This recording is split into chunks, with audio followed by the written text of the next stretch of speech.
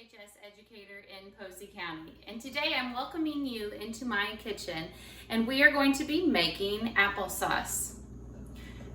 Yes, I know it's October and September was Johnny Appleseed month, but you've got to have some of those apples that are in your refrigerator that are starting to show a little bit of age on them, and maybe your kids are starting to say they're not as crisp. So what should we do with them? How about make a nice afternoon snack that's healthy and everyone in the whole family will enjoy eating. So to start off, you're going to take your apples. Make sure that you've rinsed them, and I've already done that, and they're sitting in my colander ready to be cut up. And I'm going to skip a couple steps because I'm actually on my third batch to show you how to make the apples in steps. So first thing you're going to be doing though, you need to make sure that you've peeled your apples, okay? Of course, after sanitizing your area and making sure that you're using nice clean equipment, we're going to peel our apples, and I put those on one plate, put all the peelings and the insides of my apples just so I can keep everything separated better in the end, because when you're making your applesauce, you don't want to have any of the peelings in it nor any sections of the core. So what you're going to do is, after you've cut your apples up, you've taken everything out of the middle, we're going to sit it over here and we're going to have it on our second plate. Okay? This is a great activity for all ages, children, but also if you have a neighbor that might need some help with their fine motor skills, because that's something we all can use, and just to have a good socialization, you can ask them if they would like to help join.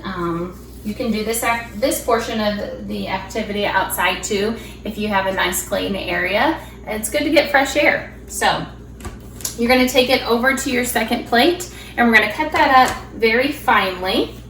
See if I can get the camera on there. So we're going to make sure that we cut nice thin apple slices, and then I'm going to turn it over to the side and cut them once more. Okay.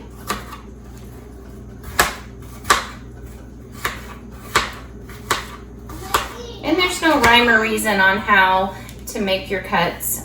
This is just how I prefer to cut them and to make it nice and easy. So now you're going to take this and you're going to put it into your pan. When we get started with our pans, as I told you, I've got the second batch already on the stove. But when you get started, I'm using a quart-size pan, and the rhyme or reason for this, to know the quart-size pan, is when you add water before you've started, you need to add enough water just to cover the base of the pan. So I have a half a cup of water in here, but I know I'm not going to need all of that. So in the end, enough to cover the base. I've probably used around 1/8 of a cup of water, okay? Okay, so I have enough water just to cover the base. I'm going to put my apples into my pan and put that on the stove covered on medium-low, or medium. For my stove, I have it right now on about a 4. So, but I'm going to start this once I get my whole pan covered with my apples. Okay? To show you where it's going to be in about 30 minutes, I'm going to bring you over and let you see my pan that I've already got stewing.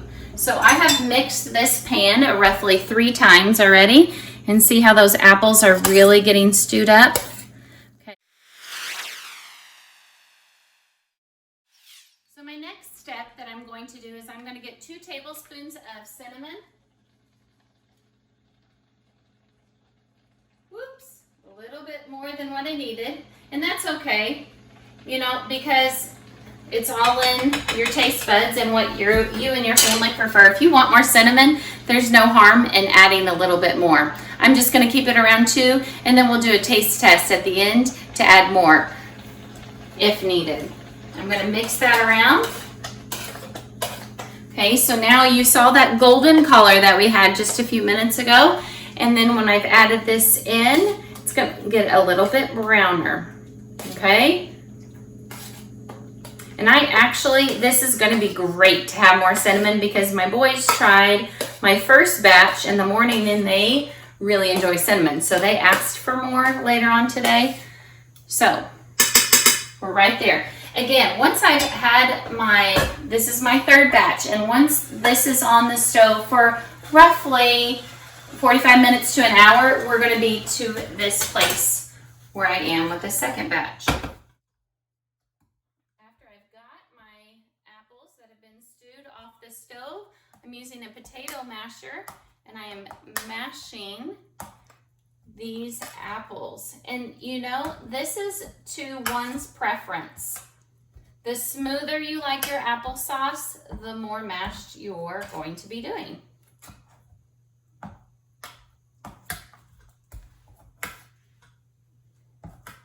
And you just continue to make sure you're mixing it.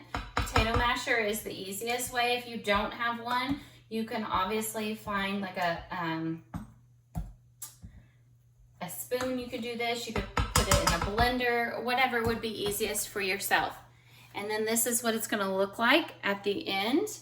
I'm going to let that cool for some time. Once I have our applesauce all the way cool, I am going to put it in a tight enclosed container like this one I have right here. And this is exactly what my applesauce is going to look like. And it's ready to serve. So there's no added sugars. Your sweetness comes straight from the apples and straight from the earth. So how much healthier can that be for you and your family? Enjoy your snack.